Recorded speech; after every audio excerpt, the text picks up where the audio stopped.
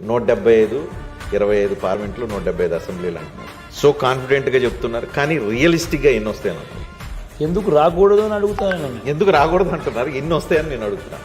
ఎందుకు 175 రాకూడదు అని అడుగుతా ఉన్నాడు నేను. So including Kuppam, including Mangalagiri, why not, even Pithapuram, why not 175 175 why not.